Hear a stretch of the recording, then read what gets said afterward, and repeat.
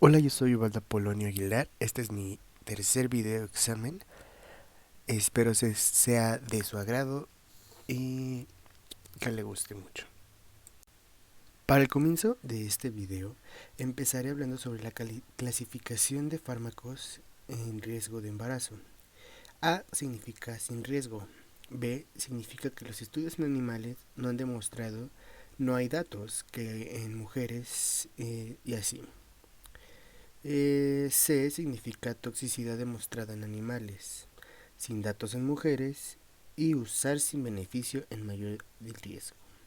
D son datos en mujeres demostrados, riesgos tóxicos, se pueden ver asumiendo riesgos. Y X significa que el riesgo supera el beneficio. Tenemos algunos ejemplos en donde tengo fármacos y su clasificación. Por ejemplo, intraconazol, que es C, ketoconazol, que es C, nisatinina, nisatinina, que es C, acicolobina, que es C, metroxidazol, B, sulfas, C, acitromicina, B, cetafosfina, B, caritromicina, B, silimicina, B, eritrocina, B y penicilina, que es B. Una disculpa si no los dije bien. Continuaré con el metabolismo del primer paso. Se da cuando hay absorción gástrica. La mayoría de las arterias de este órgano van hacia el hígado, el cual tiene muchas enzimas que cambian al fármaco. Las principales reacciones de esto son la oxidación, que por un conjunto de enzimas llamada P450, en sistema de oxidación, nombrados CIP y más números de función, se agrega un oxígeno a la molécula para hacerla más polar, para ser más hidrofílica, se necesita NADH, así que se elimina en el riñón. En reducción, que se introduce un NH2 que aumenta la polaridad y así se vuelve más hidrofílica a la molécula. Y la 3, que es hidrólisis, que se rompe una molécula al agregar H2O, o sea, agua.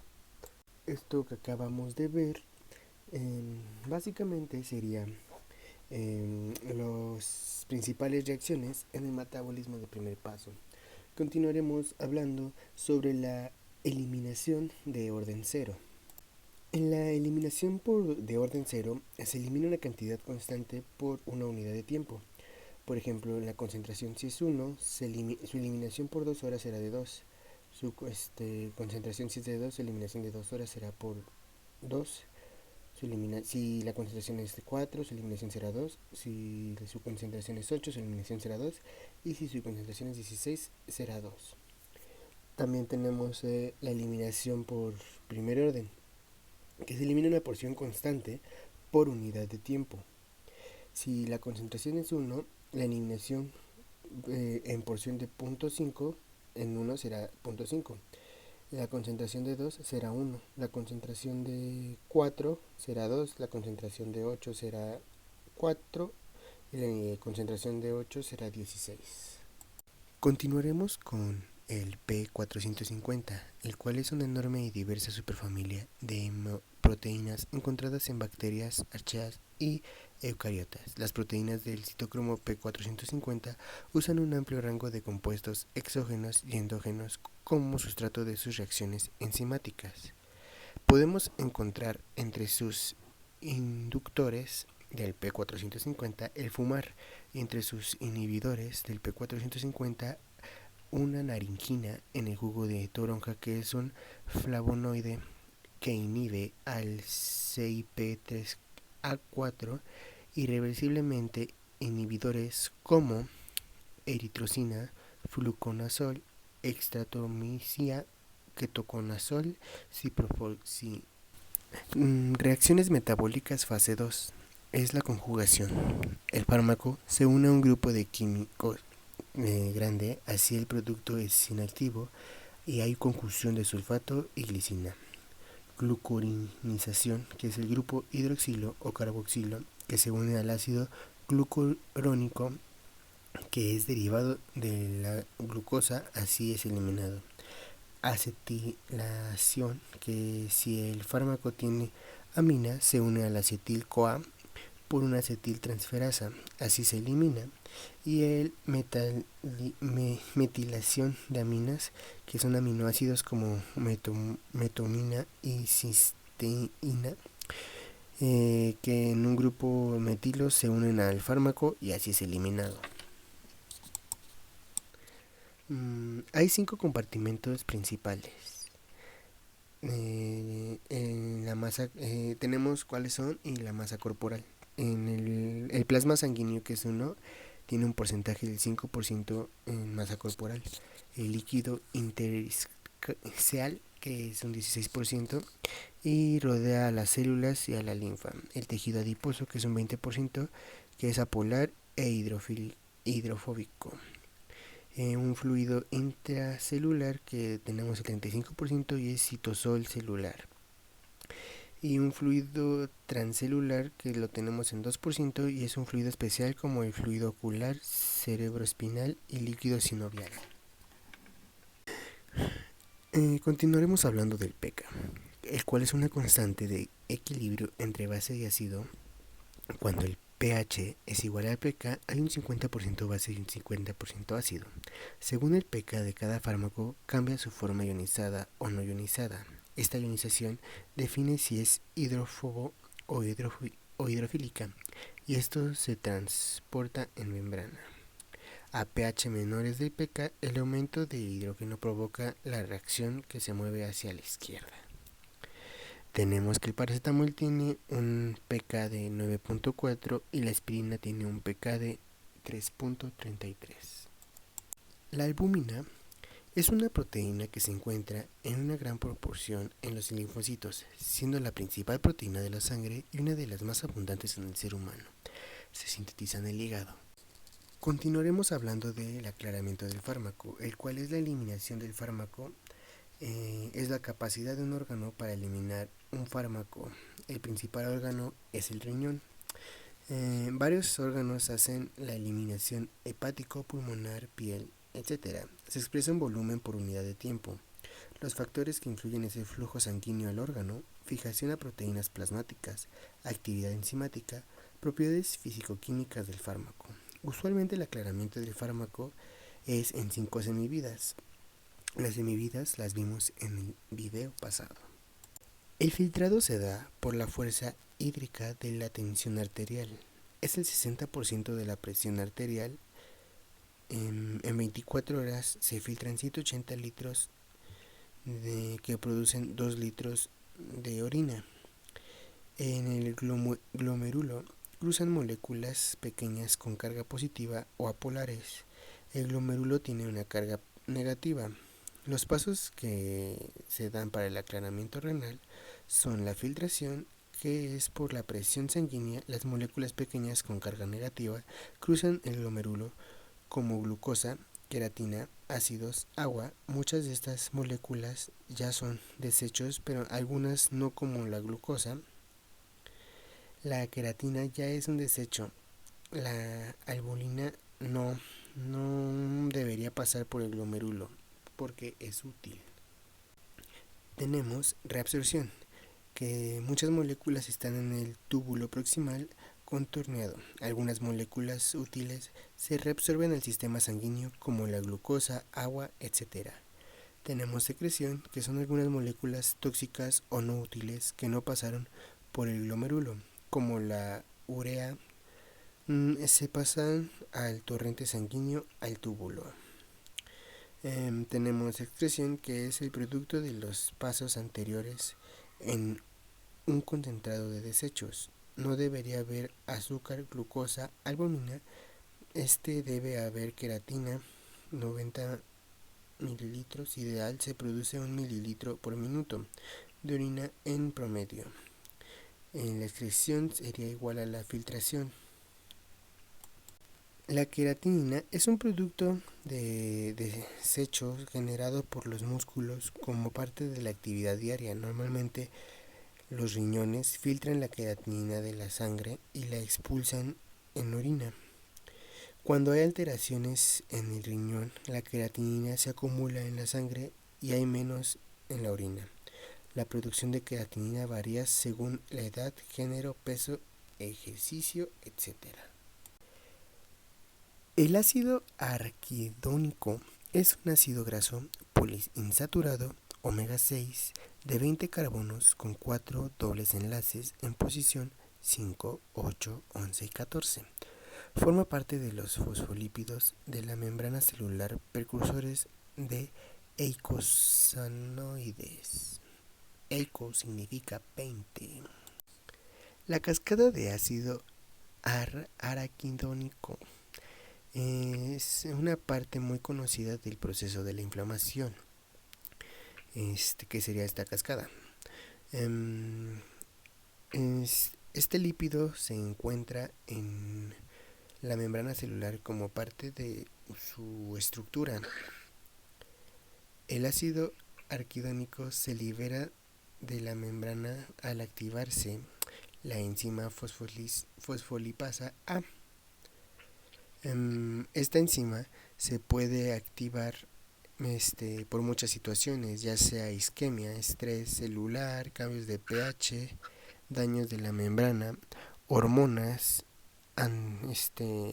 agrotesina, espinifina, complejos y así.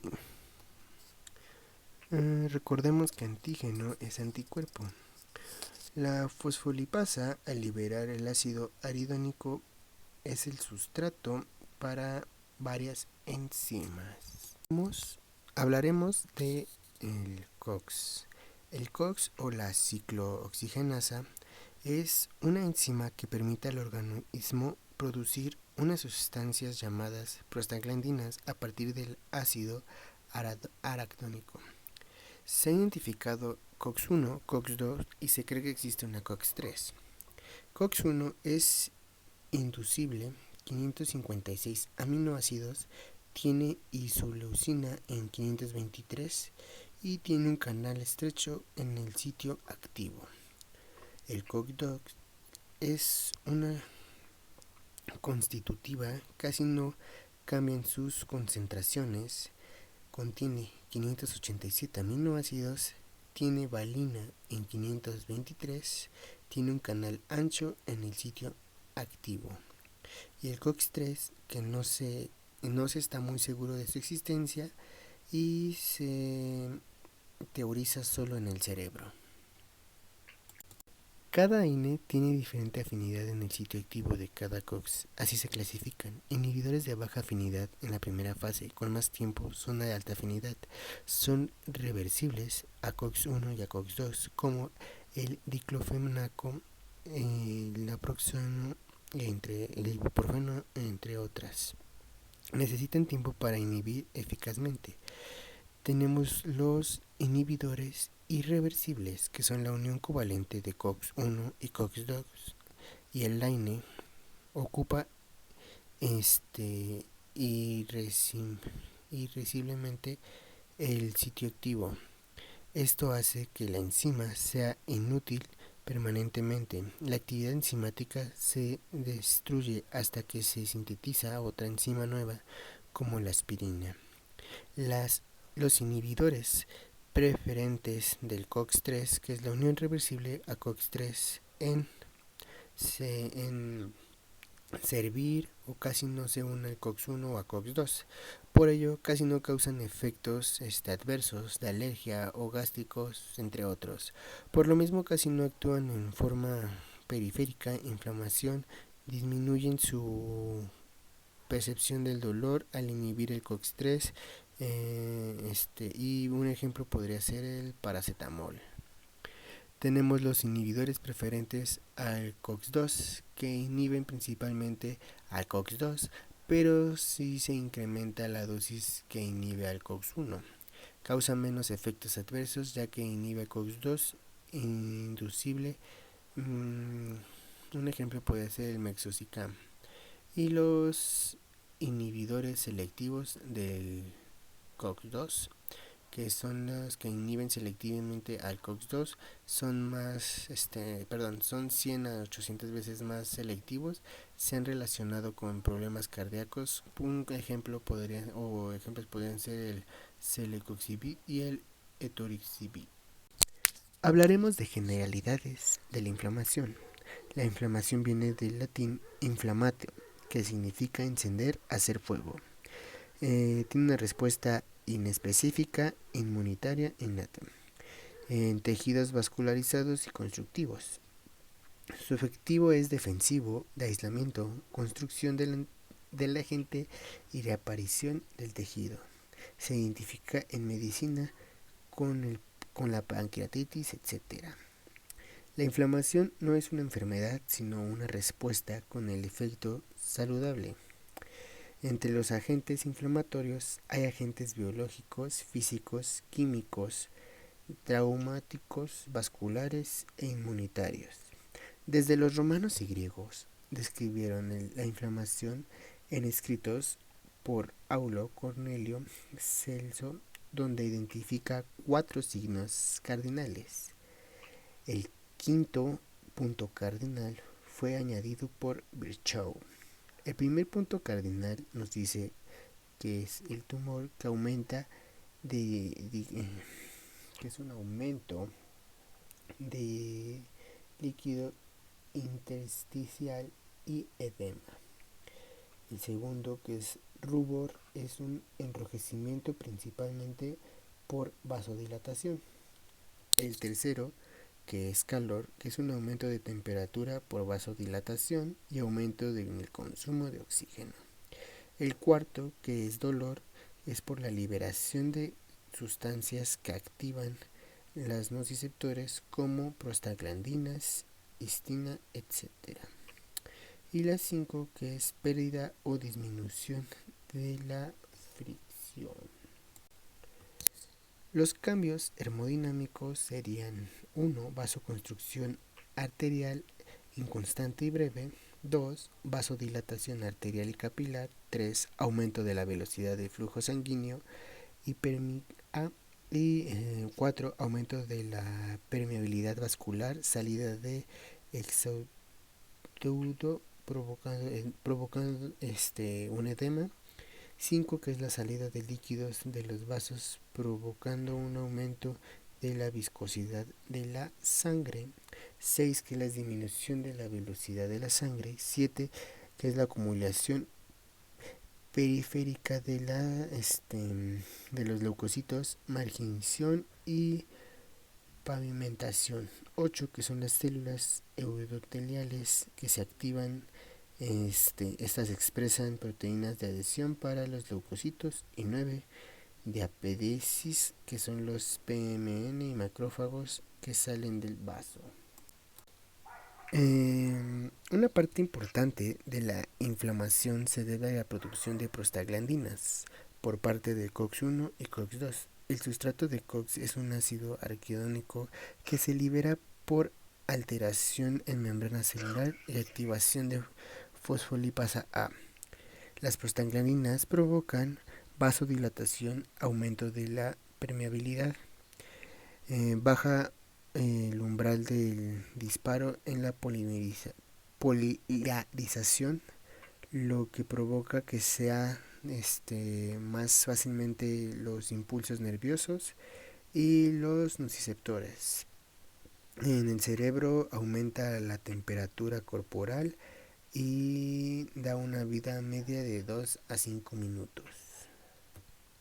Los leucotrienos son moléculas derivadas del ácido araquidónico por la vía de la 5-lipoxigenasa, procedente de diversas células. Participan en algunos procesos que dañan órganos y tejidos. Esto motivó a los investigadores a elaborar antagonistas para detener las consecuencias que traen en el organismo. En la pseudoalergia, los AINES no inhiben a los COX. Este fenómeno provoca una desviación del ácido araquidónico a formación de los leucotrienos, provocando cefalia, acúfenos, mareos y broncoconcentración. La aspirina no se debe administrar en asmáticos. Al usar AINES se debe definir si la utilización será aguda o crónica, si la aplicación es con fines analgésicos o antiinflamatorios o antidepresivos, y si la inflamación tiene componente inmunitario. Los AINES se pueden combinar con ayudantes. Los ayudantes son opiáceos que actúan a nivel del sistema nervioso central en la interpretación del dolor. Cafeína, que se cree que eleva la sensación del bienestar y es vasoconstructor, con lo que algunos tipos de dolor como migraña por vasodilatación es eficaz. La dosis recomendada son 60 miligramos. Antihistamínicos, que no hace efecto en el dolor o en la inflamación por inhibir la histamina y tiene efecto por su acción sedante. Los mirolaxantes, que ayudan a eliminar contracturas musculares. No se sabe su mecanismo de acción, como el metocor. La clasificación de los AINES por su estructura química serían los salicilatos, que es el ácido acetilsalicílico, el clonixinato de lisina, 2, que sería el indol acético, que sería el acemetacina, indometacina y oximetacina. 3, que serían los derivados de arilo acéticos, que tenemos como ejemplo diclofenaco, etoclonaco y ketorolaco. Los 4, que son los ácidos enlóxicos oxicanes, que serían los meloxicón y piroxicán. Los 5, que son los ácidos enólicos pirazolinas, que sería la metamisol. Y el 6, que es derivado de ariporopínicos, que es el ibuprofeno, ketoprofeno y naproxeno. 7, que son los cobixibes, que es el celocloxib y el etoricoxib. Una pequeña disculpa si no los dije bien, pero están difíciles. La clasificación de AINES por la vida media sería la vida media corta, que sería de menos de 6 horas, que sería la aspirina, diclofenaco simple, ibuprofeno, indometacina y fetroprofeno. 2, vida media intermedia, de 6 a 10 horas, y es difunisal. La vida media larga, que son más de 10 horas, y tenemos el naproxeno, piroxicam, diclofenaco, liberación de larga duración. Las interacciones más frecuentes de los AINES son las quinolonas, que son las convulsiones, las antihipertensivas, que son los antagonismos, los diuréticos, que son los nefrotoxidas, las clopidogel, que son las hemorragias, y las antidiabéticas, que son antagonismos de su funilurea. Ácido acetilsalicílico.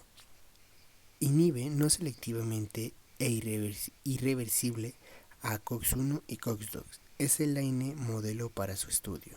Se utilizó originalmente de las hojas de sauce. Se ha utilizado desde hace 2400 años en egipcios y fue sintetizado en 1853. En 1849 se comercializó por Bayer como aspirina. Su consumo anual es de 120.000 millones de pastillas. De la aspirina hay varias presentaciones. masticable de 500 miligramos, efervescente de 500 miligramos, 300 miligramos. Este tiene una menor latencia y duración. En polvo de 850 y 500 miligramos. De un Cardio Project que es de 100 miligramos, uno de ácidos acetilsalicílico y ácido carbórico con 400 miligramos de ácido acetilsalicílico y 240 miligramos de ácido bórico. Ácido acetilsalicílico con cafeína con 500 miligramos de ácido acetilsalicílico y 30 miligramos de cafeína. Y con aplicación extrema como crema, locoines, eliminación de creatina tópica. Esta no se debe, el ácido acetilsalicílico no se debe usar en menores de 10 años y por el síndrome de Raynaud. Su dosis tóxica es de 200 a 300 miligramos sobre kilogramo. La dosis letal es de 500 miligramos sobre kilogramo, que sería de 20 a 60 pastillas. La dosis usual depende del efecto que se quiere obtener y sin llegar a una dosis tóxica. Es el único AINE que disminuye el riesgo a eventos cardiovasculares. Tenemos el paracetamol y este inhibe la síntesis de prostaglandina en el sistema nervioso central, lo que provoca efectos antipiréticos analgésicos. Tiene un menor efecto sobre el COX y es periférico de tejidos. Por ello es antiinflamatorio muy leve, no afecta la función plaquetaria y no se considera un AINE. Parece inhibir la recaptación de anandamina y lo que aumenta su presencia en la hendidura simpática. Aumenta la síntesis de serotonina, inhibe la producción de óxido nítrico, disminuye la sustancia P.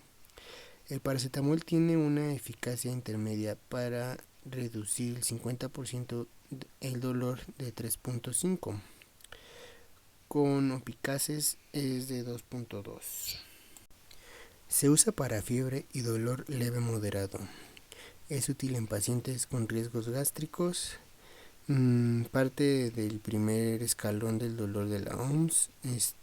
Se usa en combinación con coayudantes para la escala para el escalón 2 de la OMS. Es primera elección con niños con infecciones virales. Se absorbe rápido y sufre un metabolismo de primer paso importante. Sufre segundo paso en el hígado y por conjugación. A continuación ubicaremos y encontraremos unos cuadros que usted nos mandó con diferentes tipos de medicamentos y su nivel, ya sea en analgésico, antiinflamatorio, antipirético, gastroempático, gastropatía, nefrotoxicidad, hepatotoxicidad, seguridad cardiovascular y efectos sobre el sistema nervioso central, así como la hipersensibilidad. Buscaremos los medicamentos que son el ASA o ácido acetilsalicílico, el diclofenaco, el ibuprofeno, el ketorolaco, el clonixinato de linasa, el metanizol, el naproxeno y el acetaminofeno, que sería el paracetamol. La aspirina, el diclofenaco, el ibuprofeno, el naproxeno y el paracetamol los tendremos en un nivel moderado, y el metamizol, clonixinato de linasa y ketorolaco los tenemos en un nivel potente. Esto hablando de analgésico. En la tabla de antiinflamatorio tendremos en un nivel leve al acetaminofeno o paracetamol, al ketorolaco, al clonixinato de lisina y al metamizol. En un nivel moderado tendremos al diclofenaco, al ibuprofeno y a la aspirina. Y en un nivel potente tendremos al naproxeno. En la tabla de antipirético tendremos en un nivel leve al ketorolaco y al clonixinato de lisina. En un nivel moderado tendremos al diclofenaco y en un nivel potente tendremos al naproxeno, al metamizol, a la aspirina, al acetaminofeno, que sería el paracetamol, y al ibuprofeno. En gastropatía tendremos en un nivel leve al metamizol y al paracetamol. En un nivel moderado tendremos al el diclofenaco, que este será unido al misopropisol. Tendremos ibuprofeno y tendremos clonexinato de lisina. En un nivel grave tendremos al naproxeno, al ketorolaco y a la aspirina. En el cuadro de nefrotoxicidad tendremos en un nivel leve al metamizol y al clonexinato de lisina.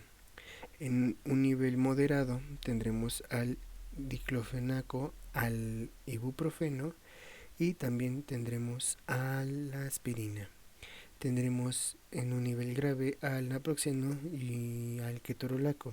No encontré el paracetamol, una disculpa. En el recuadro de hepatotoxicidad tendremos en un nivel moderado. En nivel leve no tendremos ninguno. En nivel moderado tenemos al naproxeno, al clonexinato de lisina, al metamizol, al ketorolaco y al ibuprofeno. Y en el nivel grave tendremos a la aspirina y al paracetamol. En el recuadro de seguridad cardiovascular tendremos de forma leve a la aspirina, al metamizol, al paracetamol, a la clonexinato de lisina y al naproxeno con menor riesgo de trombogénico. De moderado tendremos al diclofenaco y al ketorolaco. En este recuadro no habrá nivel grave en estos medicamentos. En el recuadro de efectos sobre el sistema nervioso central tendremos en el nivel leve a la clonexinato de lisina, al paracetamol, al ibuprofeno y al metamizol. En el moderado tendremos a la aspirina y al ketorolaco. Y en el nivel severo tendremos al naproxeno. Y en el recuadro, por último, de hipersensibilidad, tendremos en un nivel leve al ibuprofeno, al acetaminofeno y al clonexinato de lisina. En un nivel moderado tendremos al diclofenaco y al ketorolaco. Y en un nivel grave tendremos al naproxeno, al metamizol y a la aspirina. Estos serían todos los recuadros y donde se encuentran cada uno de estos AINES. Los AINES con mayor efecto antiinflamatorio es el indomethacina, el fenibutazona, piroxicam y el Celecoxib. Los AINES con mayor efecto analgésico es el metamizol, el ketorolaco, el paracoxib, el clonexinato de lisina, el diclofeno, acetaminofeno y el ketoprofeno. Los AINES con mayor efecto antiespasmódico sería el clonexinato de lisina, el metamizol y el indomethacina. Y los AINES con mayor efecto antiadhesivos plaquetarios sería el ASA, ácido acetilsalicílico o aspirina, nimuseulina y ácido tiaprofénico.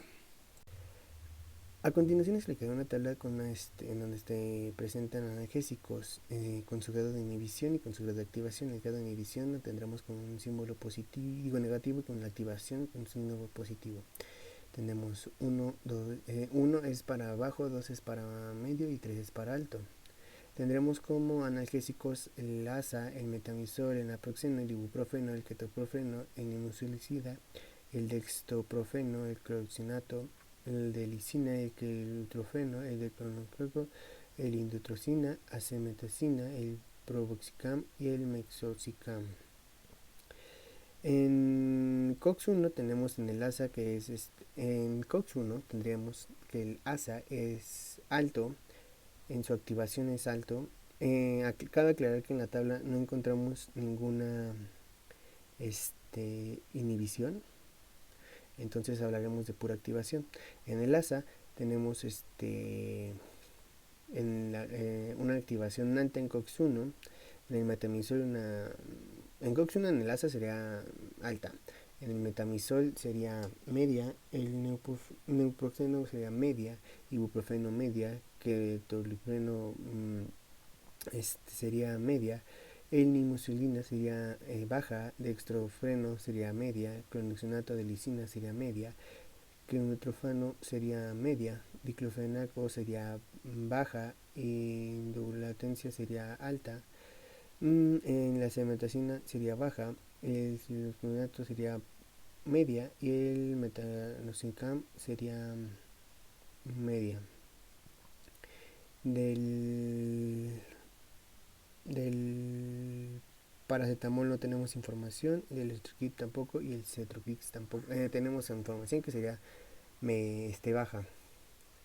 En el COX-2 tendríamos que el ASA tendría una activación alta, en metamizol una activación media, en naproxeno media, ibuprofeno media, ketoprofeno media, el insulina media, el dextrofeno alta, el clonexinato de lisina media, el ketorolaco sería una activación alta, el diclofenaco sería alta, el indulatencia sería media, acemetamina sería media, el piroxicam sería media, el meloxicam sería alta y en paracetamol sería baja, el litroxib sería alta hasta 150 miligramos y el celebruxib sería alta igual forma.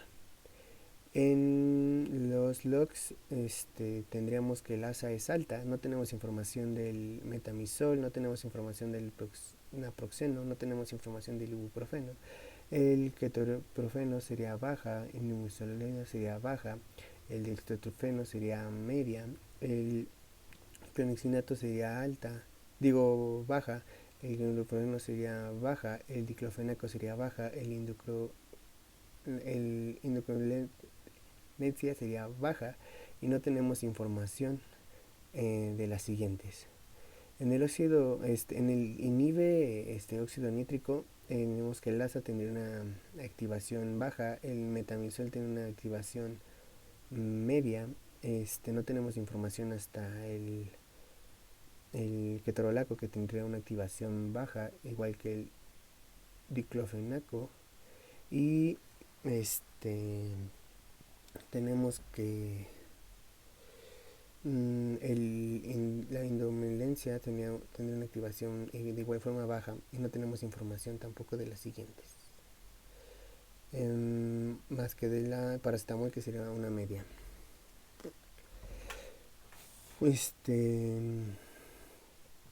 La estabilidad de membrana, el ASA es una activación baja, no tenemos información de metamizol, tenemos información que sería de una activación baja en el naproxeno, el ibuprofeno no hay información, el ketoprofeno sería baja, el ketorolaco sería baja y de las demás no habría información. De que produce glucocorticoides, el ASA sería una activación baja, no tenemos información hasta ketorolaco, que es una activación media, y de ahí no tendremos información. El siguiente.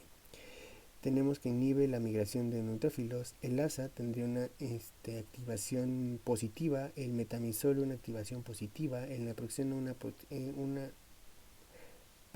activación baja de los primeros dos, el naproxeno una activación media, el nimesulina una activación media, el acematecina una activación baja y el proxicam una activación baja.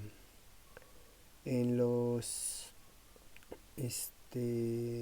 que produce opioides no tenemos información de la ASA, en la metamizol una activación baja, no tenemos información de la naproxeno ni el ibuprofeno, y el ketoprofeno sería una activación media.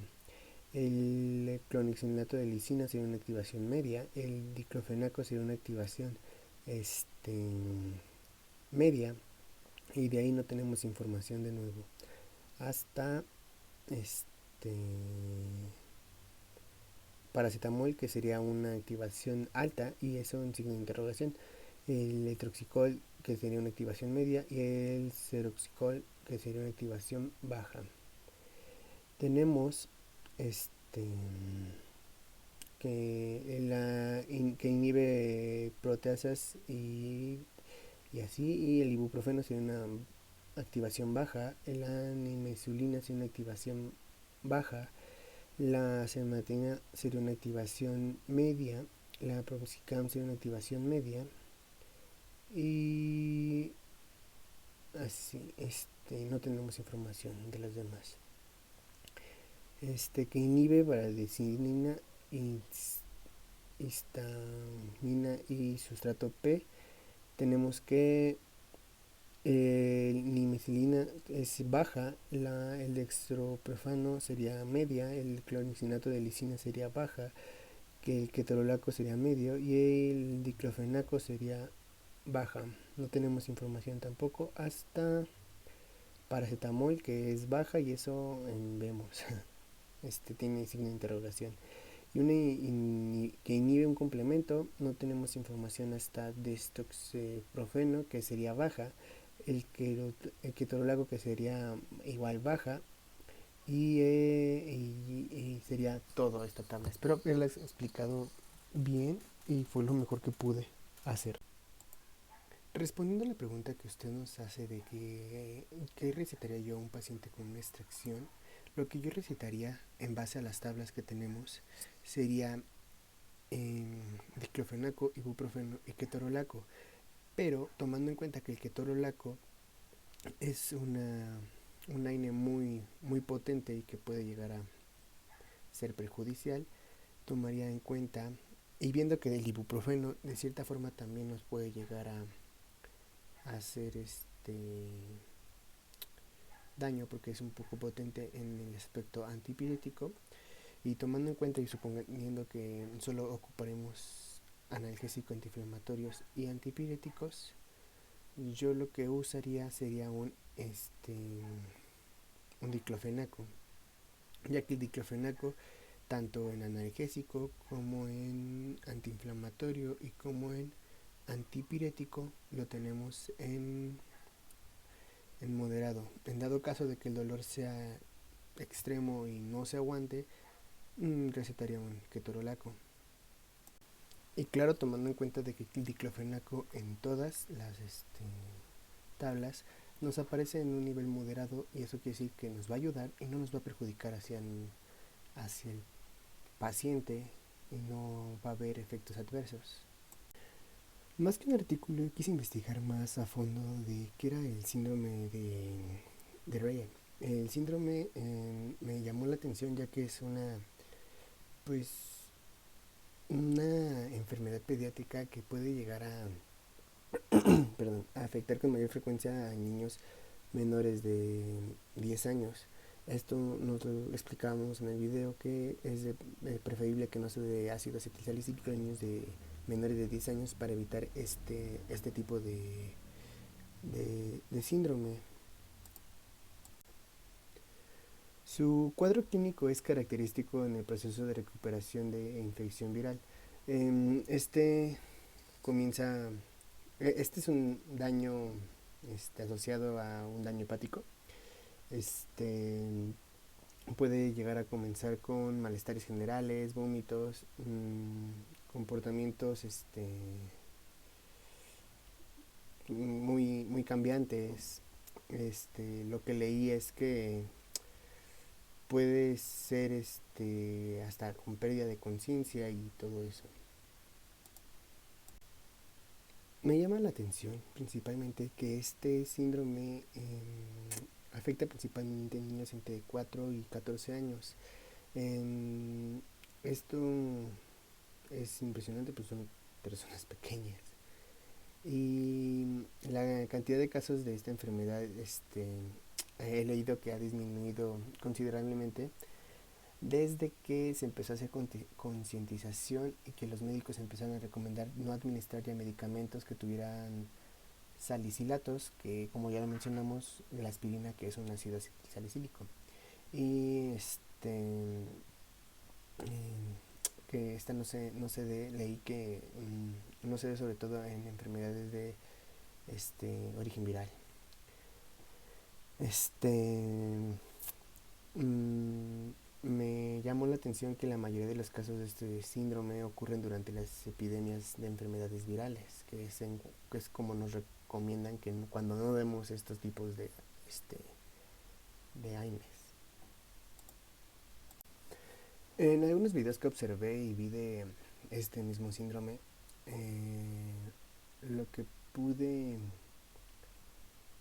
llegar a ver o a notar es que los, los pediatras ya no recetan este medicamento, esta INE, por lo mismo, porque puede llegar a producir este síndrome. Entonces prácticamente se dicen en los videos que ya está pues extinto, se podría llamar, el, el síndrome, pero que si volvemos a usar los medicamentos en los niños, volveremos a ver este síndrome en incremento.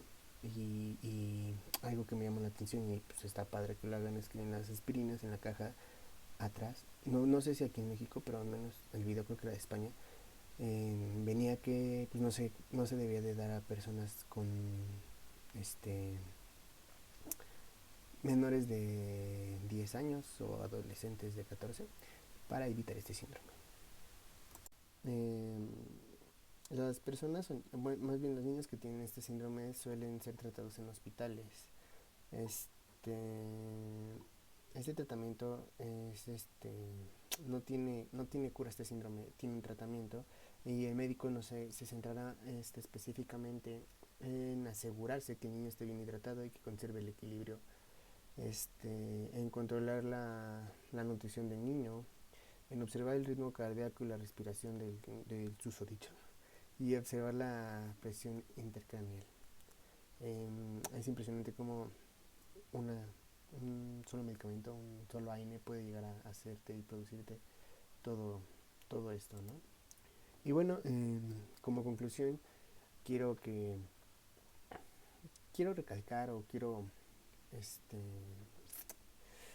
tomar una concientización de que debemos nosotros como odontólogos o bueno como profesionales de la salud poner atención en qué medicamos, en qué tipo de medicamentos hay, cuáles son sus pros, sus contras.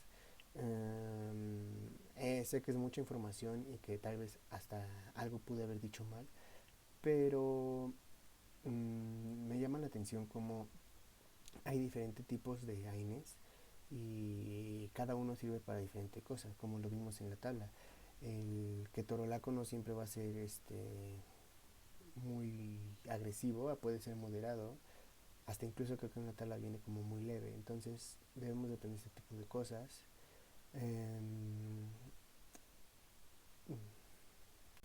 Muchas gracias por su atención, espero le haya gustado. Intenté abarcar todos los temas posibles y creo que me pasé mucho de tiempo, pero espero sea de su agrado y muchas gracias. Y así.